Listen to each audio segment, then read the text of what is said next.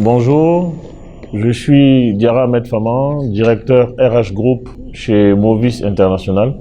Donc Movis International est spécialisé dans le transport logistique, transit maritime et aérien. Donc Movis c'est ex-Sivom. Donc nous sommes situés à la zone industrielle de Vridi, rue des Conteneurs. Alors, au niveau des initiatives, effectivement, c'est un thème que nous avons abordé dans les JNRH depuis hier.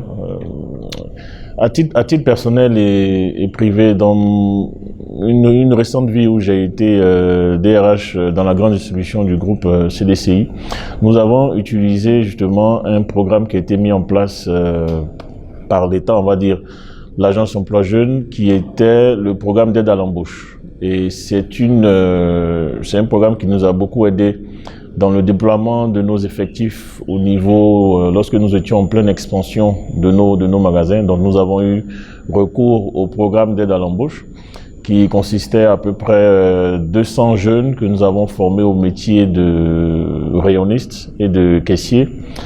Alors, ce qui est intéressant dans ce projet, c'est que on était parti sur un programme de, on va dire, niveau terminal, et je pense qu'on est même allé jusqu'à des niveaux BTS. Donc, ça a permis à certains jeunes qui étaient au chômage ou qui n'avaient pas d'emploi de se reconvertir dans un certain corps de métier. Bien évidemment, avant de se reconvertir, nous, au niveau de ce que nous avions fait, c'est que nous sommes allés quand même tester les compétences de ces personnes-là.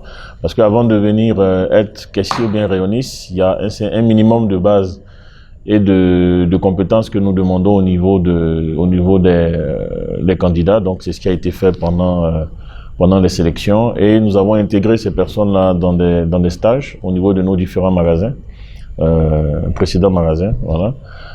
Donc, je pense qu'au bout de 3 à 6 mois, en fonction des objectifs qu'il y avait, en fonction aussi de la disponibilité, il y a, je dirais, à peu près 30% des effectifs qui ont été recrutés au niveau de CDCI. Donc, pour moi, c'est un bon moyen, même si il va pas réduire totalement le taux de chômage en Côte d'Ivoire, mais il faudrait effectivement mettre plus de communication sur ce type de projet, inciter les entreprises à y accéder et à développer ce type de programme, d'où justement le choix du thème au niveau des GNRH pour sensibiliser les DRH justement à l'action sur la jeunesse et sur les emplois qui peuvent être octroyés pour cette population. À mon avis, non. Je pense qu'on en a débattu hier. Très souvent, ces actions sont menées sans que les DRH ou bien ceux qui s'occupent des jeunes et de l'emploi ne soient pris en compte.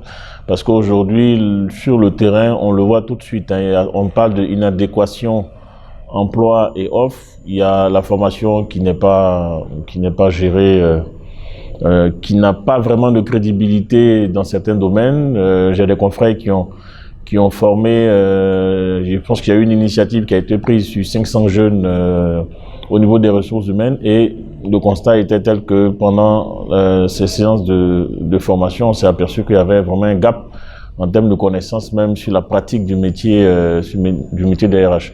Alors donc nous, ce que nous faisons, nos perspectives au niveau du réseau ivoirien, c'est d'essayer de s'impliquer.